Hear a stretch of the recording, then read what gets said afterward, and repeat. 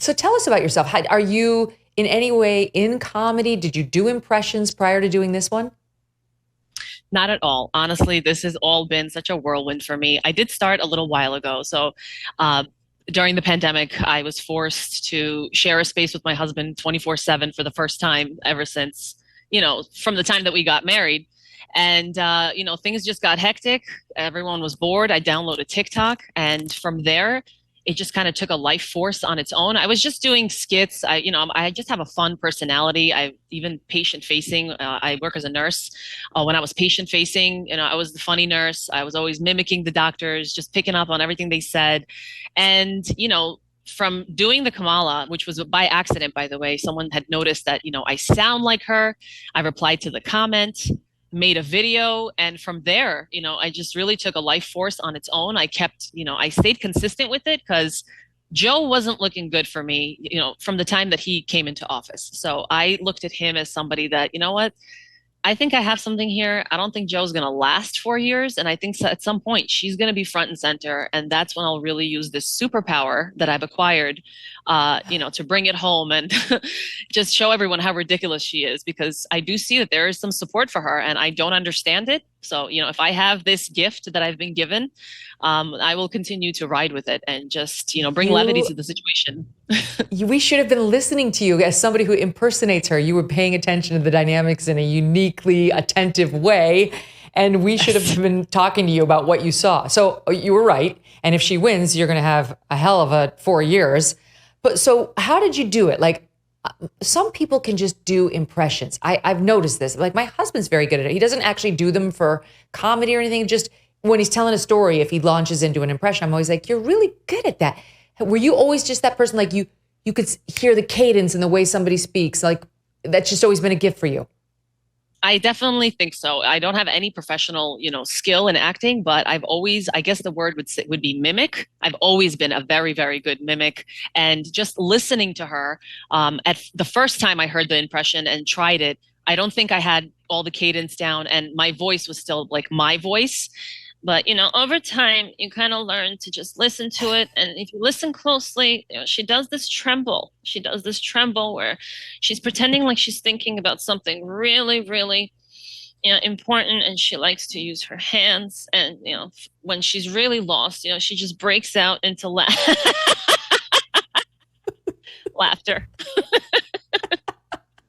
It must be so fun for you. I saw you do one recently where you were like, you'd had it and you were like, this is post her, replacement of Joe Biden. And you were like, Kamala, you got to give me some new material. Oh my God, 3.5 years, okay, so the mimic is there. I'm listening to the speeches and it's the same thing over and over again. And at this point now, I had a feeding frenzy on my hands. I have all these audiences, all these platforms that, like you were saying, like, give us more. And I'm like, I don't know how else to spin this. I need her help at this point. She needs to say different things. So that's part of the reason why I was like, I need her front and center for more content, because like, what were the top ones that would jump out, that you were forced to do over and over because you've been watching her speeches? Unburdening what has been, over and over again. She has said that one. She still says that one. For the longest time, I tried to make sense of it. I only recently learned that this is apparently some kind of Marxist saying that she's been saying, that she kind of took right out from her dad's civil rights movement that he's been talking to her about. But I don't think she knows that we don't know what she's saying. Like, it doesn't really resonate with anyone. And she tries to drive it in like it's her headline, right? Like, make America great again. Love them or hate them. It's a great tagline. It's patriotic. Everyone wants America to be great. But her unburdening what has been, I don't know one person that has sat there and given her like some kind of trophy for that. Like, God, isn't she so smart? And look how she speaks eloquently about unburdening what has been. She is the burden that we must unburden, So at this point, it's like, I don't know what she's talking about, but I really, sometimes, listening to her and trying to do the stuff verbatim, it hurts the brain. And I'm like, we need to spice things up. But now that we have Tim Walz, and her, I call them, Tim Tampon, Campon. I love that. My friend was like, oh, you should call yourself Campon. That's what the campaign should be. So, yeah. I think the people are going to love that one. Yeah. She's got unburdening. She's got her Venn diagrams. How have you chosen to capture, the way she talks to us like we're idiots, right? Like, that's Is that one of her main themes? Because that's how I experience her. She reminds me of I have a 5 and a 6-year-old. So when I started this, they were really young. And she reminded me of, the preschool teachers that were talking to my children, because that's how she talks to her audiences. And just looking at her, she's so ingenuine. She's so inauthentic.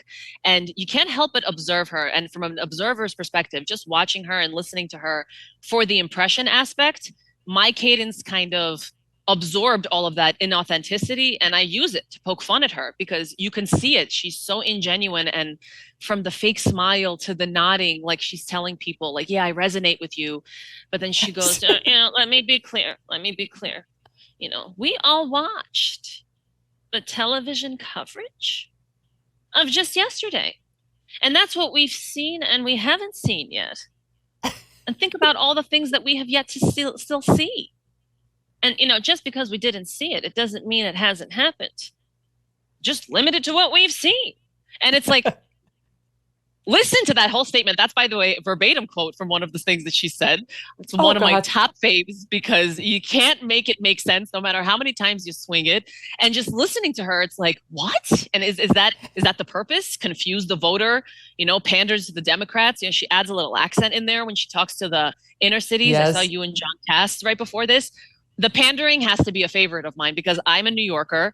I've lived here, 32 years, and just listening to how she talks to them. And I'm like, if I was a black voter, I would genuinely be offended. All right. Cause she's talking to them like, I make a mean pot of collard greens. And she's all of a sudden like, this cadence appears from her that she's Medea in Tyler Perry's newest movie.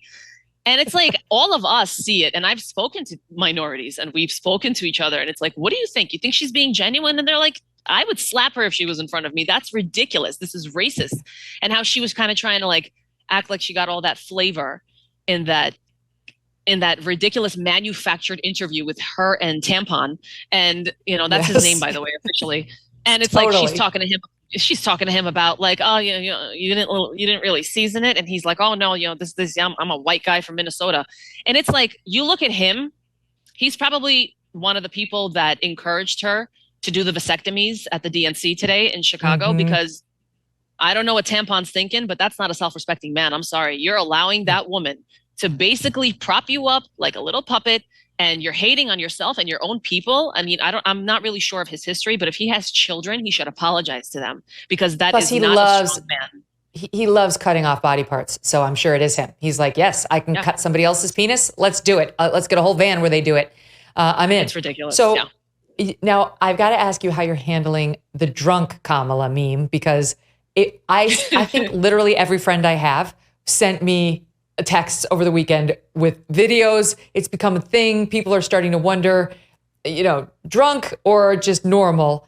But there's a lot of videos of her kind of slurry on the internet. So how are you incorporating that, if at all? I incorporate it all the time, because she's always trying to almost like drive a point in with her hands. And she tries to sound like she's going to say something so magnificent, but it's actually in the impression. She's always kind of slurring. So like, today is today. Like her voice, it breaks all the time. It trembles. And when you add that laugh and her shoulders, and she's just out of control, and she's the only one in the room laughing, she's either having a great time on something, or she's just a joyful warrior, as she calls herself, which again, that's straight out of a communism book, by the way. Hitler, Stalin, they all love to use the word joy. So I love to, really underline that in my impressions as well, that she is just a joyful warrior during nothing to be joyful about. So, have you gotten to her? Huh? Yeah, go ahead. You go. No, with the trembling, and, imagine if I was on camera holding a drink and trying to look, for the straw. And if you just listen and close your eyes for a second, well, it sounds like she's hammered, right? She's just having a good time at happy hour. And, that's the best impression that I do of her, if I'm being quite frank. The facial expressions are so good. The listening audience has got to go to our YouTube, youtube.com/Megyn Kelly, and check out Estee here and on her own platform, because the facial expressions are so good. What you do with your mouth. So truly, you just studied her and that came to you. Like, I can't even do it, but like you make your mouth go out there. That she does do that. Yeah. Yes, we can do that. Yes, we can take away your rights. Oh my God, I can't believe the audience is even asking me that. Of course we can take away your rights. That's what the Democratic Party is about. That's it. That's what you're going to get over and over again from her. So, you guys want to vote for that, go for it. Yeah, right on. Have you been enjoying the emergence over the past couple of days of the new phrase? It's not new, but it's new again, of the duality. The duality of America. It's both strong and weak. And it's just so, also fragile, so the duality, right, Megyn? If you put up a Venn diagram right here, right, the duality, it's so fragile and it's so pure, and I'm not really sure I know what I'm talking about. I just know I like the sound of the word duality, right? It's a great time, honestly. I've had a blast. In these crazy times, there is peace of mind and security. Security for our country, for our leaders, and for our families. But think about this. Are you really financially secure if all of your eggs are in one financial basket? Gold and silver can be an excellent way to diversify your savings as a hedge against inflation. They're a physical asset that is in high demand globally. And through Birch Gold Group, you can own physical gold and silver in a tax-sheltered retirement account.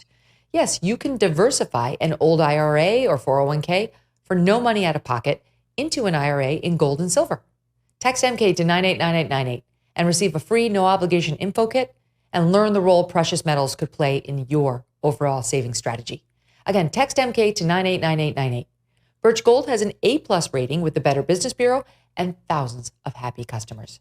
Text MK to 989898. Message and data rates may apply. Thanks so much for watching. If you like what you just saw, hit the subscribe button for more clips and full episodes.